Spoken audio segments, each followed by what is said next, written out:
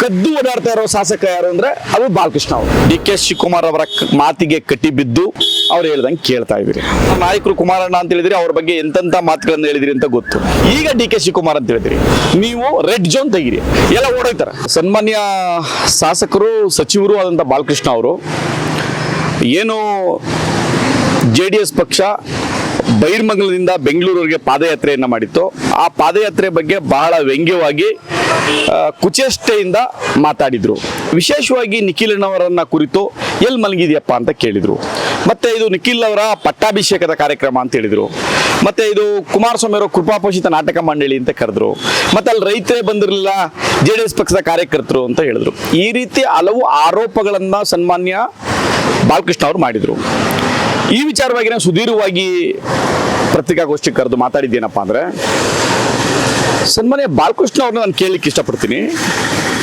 ಕಳೆದ 518ನೇ ದಿವಸ ಇವತ್ತು ರೈತರು ಪ್ರತಿಭಟನೆ ಮಾಡ್ತಾ ಇದ್ದಾರೆ. ಒಬ್ಬ ಜವಾಬ್ದಾರಿಯುತ ಶಾಸಕರಾಗಿ ಕಳೆದ 517 ದಿವಸಗಳಿಂದ ನಡೀತಾ ಇರತಕ್ಕಂಥ ಪ್ರತಿಭಟನೆ ಧರಣಿಯ ಸ್ಥಳಕ್ಕೆ ಭೇಟಿ ಕೊಡದೆ, ಅವರ ಅಹವಾಲನ್ನು ಕೂಡ ಸ್ವೀಕರಿಸದೆ ಕದ್ದು ಓಡಾಡ್ತಾ ಇರೋ ಶಾಸಕ ಯಾರು ಅಂದ್ರೆ ಅದು ಬಾಲಕೃಷ್ಣ ಅವರು. ನಿಮಗೇನಾದ್ರೂ ನೈತಿಕವಾಗಿ ಜವಾಬ್ದಾರಿ ಇದ್ರೆ ಕೂಡ್ಲೆ ಅವರ ಕಷ್ಟಕ್ಕೆ ಧಾವಿಸ್ತಾ ಇದ್ರಿ, ಅವ್ರ ಸಮಸ್ಯೆನ ಕೇಳ್ತಾ ಇದ್ರಿ. ಆದ್ರೆ ನೀವೆಲ್ಲೋ ಒಂದ್ ಕಡೆ ಡಿ.ಕೆ. ಶಿವಕುಮಾರ್ ಅವರ ಮಾತಿಗೆ ಕಟ್ಟಿ ಬಿದ್ದು ಇವತ್ತು ಅವ್ರು ಹೇಳ್ದಂಗೆ ಕೇಳ್ತಾ ಇದ್ರಿ. ಒಂದು.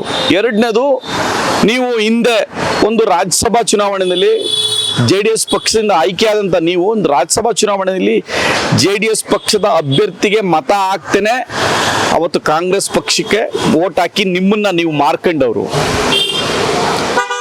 ಎರಡು, ನೀವು JDS ಪಕ್ಷದಲ್ಲಿದ್ದಾಗ ಹೇಳಿದ್ರಿ, ನನ್ನ ನಾಯಕರು ಕುಮಾರಣ್ಣ ಅಂತ ಹೇಳಿದ್ರಿ, ಅವ್ರ ಬಗ್ಗೆ ಎಂತೆಂಥ ಮಾತುಗಳನ್ನು ಹೇಳಿದ್ರಿ ಅಂತ ಗೊತ್ತು.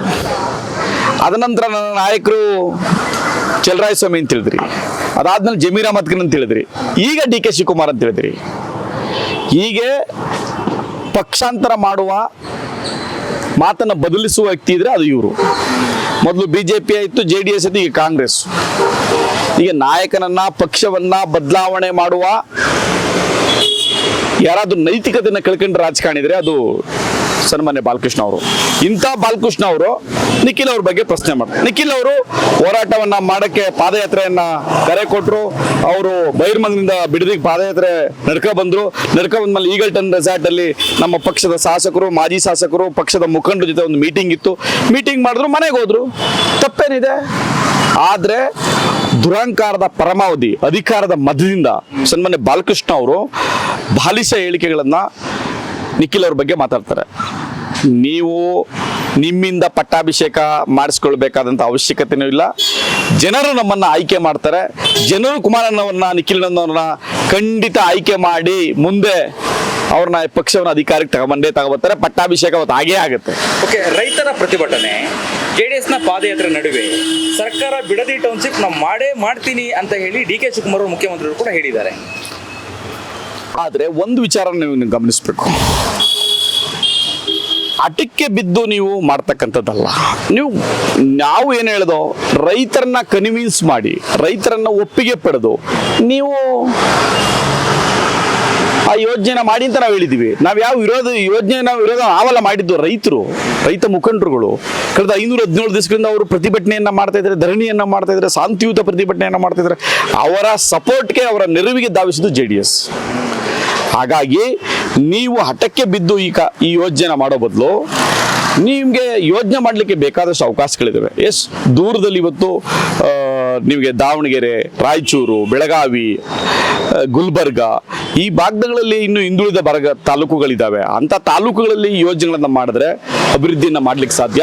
ಈ ಟೌನ್ಶಿಪ್ ಇಂದ ಮಾಡಿದ್ರೆ ಕೇವಲ ಬಿಡದಿ ಭಾಗ ಮಾತ್ರ ಅನುಕೂಲ, ಇಡೀ ರಾಜ್ಯಕ್ಕೇನು ಅನುಕೂಲ ಅಲ್ಲ. ಅದ್ರ ಬದಲು ಒಂದು ಡ್ಯಾಮ್ ಕಟ್ಟಿ ರಾಜ್ಯ ಮೆಚ್ಚುವಂತ ಅನೇಕ ಜನಪ್ರಿಯ ಕಾರ್ಯಕ್ರಮ ಮಾಡ್ಲಿಕ್ಕೆ ಶಿವಕುಮಾರ್ ಅವರಿಗೆ ಅವಕಾಶ ಇದೆ. ಅದನ್ನ ಮಾಡ್ಲಿ. ಅದು ಬಿಟ್ಟರು ಮುಖ್ಯಮಂತ್ರಿಗಳು ಈ ರೀತಿ ದುಂಡಾವರ್ತನೆ ತೋರಿಸೋದು. ಆಮೇಲೆ ನೋಡಿದ್ರ ಏನಂದ್ರು, 2 ತಿಂಗಳು ನಾನು ಮುಂದಕ್ಕೆ ಹಾಕಿದ್ದೀನಿ, ನಾನೊಂದು ಸಮಿತಿ ರಚನೆ ಮಾಡ್ತೀನಿ ಅಂದ್ರು. ನೆನ್ನೆ ಏನಂತ ಹೇಳಿದರು? ಇಲ್ಲ, ನಾಳೆ ಇನ್ನು 3 ವಿಲೇಜ್ ಜನ ಕೇಳ್ತಾ ಇದ್ದಾರೆ, ಇದ್ ಮಾಡಿ ಅಂತ, ನೋಟಿಫಿಕೇಶನ್ ಮಾಡಿ ಅಂತ, ಅದನ್ನು ಮಾಡ್ಬಿಡ್ತೀನಿ ಅಂದ್ರು. ಮೊನ್ನೆ ತಿರ್ಗಿ ಏನ್ ಮಾಡಿದ್ರು, 2 ಕೋಟಿ ಇದ್ದನ್ನ 3 ಕೋಟಿ ರೈಸ್ ಮಾಡಿದ್ರು. ಯಾಕೆ ಹಿಂಗ್ ರೈಸ್ ಮಾಡಿದ್ರಿ? ಯಾವ ಕಾರಣದಿಂದ ಮಾಡಿದ್ರಿ ನೀವು? ಅಂದ್ರೆ ನಿಮ್ಗೆ ರೈತರ ನಿಲುವು ಏನಿದೆ ಈಗ? ಪ್ರೆಸೆಂಟು ಇವಾಗಲೂ ಕೂಡ ರೈತರು 100ಕ್ಕೆ 100 ಈ ಯೋಜನೆ ವಿರುದ್ಧವಾಗಿದ್ದಾರೆ. ಈ ಯೋಜನೆ ಅವ್ರು ಒಪ್ಪಲ್ಲ. ನೀವು ರೆಡ್ ಝೋನ್ ತೆಗೀರಿ ಅಷ್ಟೇ. ಅವರ ಡಿಮ್ಯಾಂಡ್ ಇರ್ತಕ್ಕಂಥದ್ದು ರೆಡ್ ಝೋನ್ ತೆಗಿಬೇಕು ಅಂತ.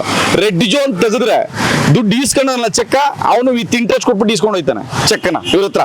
ಇದು ಓಪನ್ ಚಾಲೆಂಜ್ ಬಾಲಕೃಷ್ಣ ಅವ್ರಿಗೆ. ರೆಡ್ ಝೋನ್ ತೆಗೀರಿ, ನಿಮ್ಮ ಒಬ್ಬ ರೈತ ಕೂಡ ಇರಲ್ಲ, ಕಾಂಗ್ರೆಸ್ನವರು ಇರಲ್ಲ ಇವ್ರ ಹತ್ರ, ಎಲ್ಲ ಓಡೋಯ್ತಾರೆ. ಓಕೆ, ಮಧು ಬಂಗಾರಪ್ಪ ಅವರು BY ವಿಜೇಂದ್ರ ಅವರ ಮಾತು ನೀವು ನೋಡಿದ್ರೆ ಪತ್ರಿಕಾಗೋಷ್ಠಿಯ ಮುಂಚೆ ಆಡಿರುವಂತಹ ಒಂದು ಆಡಿಯೋ ಖಂಡಿತ ಅನ್ಸುತ್ತೆ ಖಂಡಿತ ನಾನು ನೋಡಿದೆ. ಆದ್ರೆ ಎಲ್ಲ ಒಂದ್ ಕಡೆ ನಾವು ಸಪೋರ್ಟ್ ಮಾಡಿ ಸಿಂಬಾಲಿಕ್ ಸಪೋರ್ಟ್ ಮಾಡಿದೀವಿ ಅನ್ನೋ ಮಾತನ್ನ ವಿಜೇಂದ್ರ ಅವರು ಹೇಳಿದ್ದಾರೆ. ಆದ್ರೆ ಒಬ್ಬ ಜವಾಬ್ದಾರಿಯುತ ಪಕ್ಷದ ಅಧ್ಯಕ್ಷರಾಗಿ, ವಿರೋಧ ಪಕ್ಷವಾಗಿ ನಾವು ಇನ್ನೂ ಗಟ್ಟಿಯಾದ ನಿಲುವನ್ನ ಈ ಸರ್ಕಾರದ ವಿರುದ್ಧ ತೆಗೆದುಕೊಳ್ಳಬೇಕು. ಕಾಂಗ್ರೆಸ್ ಸರ್ಕಾರದ ಈ ಭ್ರಷ್ಟಾಚಾರದ ವಿರುದ್ಧ, ಕಾಂಗ್ರೆಸ್ನ ಈ ನಡವಳಿಕೆಗಳ ವಿರುದ್ಧ ಗಟ್ಟಿಯಾದ ನಿರ್ಧಾರವನ್ನ ಎರಡೂ ಪಕ್ಷಗಳು ತೆಗೆದುಕೊಳ್ಳದೆ ಹೋದ್ರೆ ನಾವು ಇವ್ರನ್ನ ಕೆಳಗಿಳಿಸ್ಲಿಕ್ಕೆ ಸಾಧ್ಯ ಇಲ್ಲ. ಯಾಕೆಂದ್ರೆ ಇವತ್ತು ಎಲ್ಲೋ ಒಂದ್ ಕಡೆ ಹಣದ ಮದದಲ್ಲಿ ಸನ್ಮಾನ್ಯ DK ಶಿವಕುಮಾರ್ ಅವರು ಆಡಳಿತ ನಡೆಸ್ತಾವ್ರೆ.